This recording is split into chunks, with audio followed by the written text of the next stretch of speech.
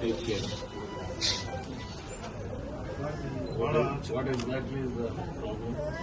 ಅದು ಬ್ಲಾಸ್ಟ್ ನೀರಿನ ಒಳಗಡೆ ಬೋನ್ ಇಲ್ಲಿ रंजन बहुत तकलीफ हुई रात से बच्चे को हुआ। तकलीफ बहुत दो तीन चार बार हुआ, कौन केयर नहीं करे। इतना बड़ा हादसा होने के बाद आप केयर करे, देखो सही बोलती हूँ। 3-4 बार हुआ, नन्हे नन्हे बच्चे वहाँ पर ही हो गया, वही बोला मैं सब वहाँ पे ही हुआ सर, वहाँ पे हम सब पूरा बोले सही डॉक्टर को बोला। बोले बच्चे इतना डैमेज हुए तो कितना परेशान है तुम देखो। देख बच्चे लेते। तड़पड़े ना तड़पड़ी वो बच्चे। चिंता मत करो, डॉक्टर से यहाँ देख ले। इधर का हिस्सा पूरा कुछ भी नहीं है, पूरा जल गया ऐसा।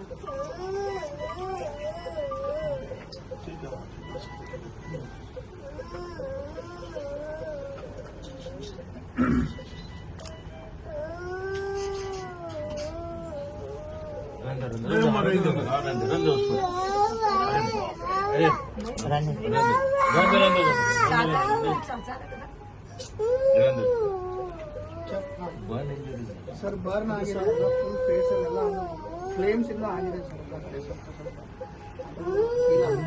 ಒಂದು ಪೀಸ್ ಒಂದು ಒಳಗೆ ಹತ್ತಿದೆ उम्र की है 3.5 साल की।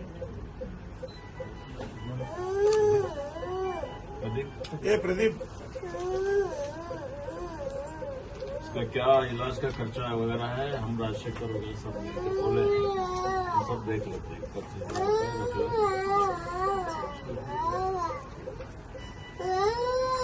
अंदर रखो अंदर रख लो। फिर बाद में करेंगे क्या है मैं तो मत देख करेंगे। ಇದೆ ಬಹಳ ದುಃಖದ ಸಂಗತಿಯಾಗಿದೆ।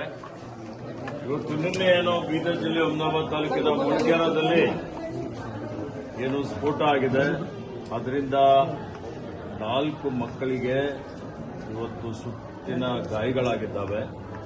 ಇಬ್ರು ಸ್ವಲ್ಪ ಹಿರಿಯರು, ಇವತ್ತು ಅವರಿಗೂ ತೀವ್ರ ಗಾಯಗಳಾಗಿದ್ದಾವೆ ಮತ್ತು ಅವರೆಲ್ಲರಿಗೆ ಚಿಕಿತ್ಸೆ ಕೊಡಲಾಗ್ತಾ ಇದೆ। ಜಿಲ್ಲಾಡಳಿತ ನಿಗಾ ಇಕ್ಕಿದೆ।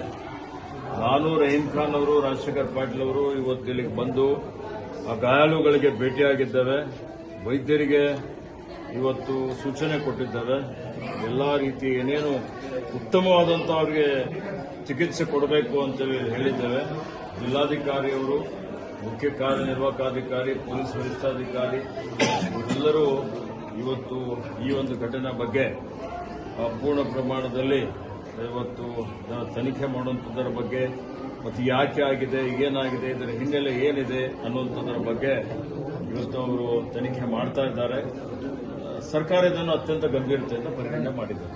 ನೀವು ಹಿಂದೆ ಕೇಳಿ ಪೂರ್ತಿ ನಿನ್ನೆ ಮಾನ್ಯ ಮುಖ್ಯಮಂತ್ರಿಗಳಿಗೆ ನಾನು ಭೇಟಿಯಾಗಿ ಅವರಿಗೆ ಏನು ವಸ್ತುಸ್ಥಿತಿ ಇದೆ ಅಂತ ಹೇಳಿ ಅವರಿಗೆ ಮನವರಿಕೆ ಮಾಡಿಕೊಟ್ಟಿದ್ದೇನೆ। ಯಾರ್ಯಾರು ಗಾಯಾಳುಗಳಿದ್ದಾರೆ ಅವ್ರ ಸಂಪೂರ್ಣವಾದಂತಹ ಚಿಕಿತ್ಸೆ ವೆಚ್ಚ ಸರ್ಕಾರ ಭರಿಸುತ್ತದೆ। ಮತ್ತೆ ಈ ಒಂದು ಪ್ರಕರಣದ ಹಿಂದೆ ಯಾರೇ ಇದ್ರೂ ಮತ್ತು ಇದಕ್ಕೆ ನಿರ್ಲಕ್ಷ್ಯ, ನಮ್ಮ ಅಧಿಕಾರಿಗಳ ನಿರ್ಲಕ್ಷ್ಯ ಇದ್ರೂ ಸಹಿತ ಕೆಳ ಹಂತದಲ್ಲಿ ಇದರಲ್ಲಿ ಯಾರೇ ಭಾಗಿಯಾಗಿದ್ರು ಪೂರ್ಣ ಪ್ರಮಾಣದಲ್ಲಿ ಬಹಳ ಆಳವಾಗಿ ತನಿಖೆ ನಡೀತದೆ ಮತ್ತು ತನಿಖೆ ಆಧಾರದ ಮೇಲೆ ಕಾನೂನು ರೀತಿಯ ಕ್ರಮನೂ ಆಗ್ತದೆ। ಆ ಗ್ರಾಮಸ್ಥರಾಗಲಿ ಯಾರು ಆತಂಕ ಪಡುವಂಥದ್ದು ಅವಶ್ಯಕತೆ ಇಲ್ಲ ಅನ್ನುವಂಥ ಒಂದು ಮಾತನ್ನು ಇಲ್ಲಿ ಹೇಳಿಕೆ ಬಯಸ್ತೇನೆ।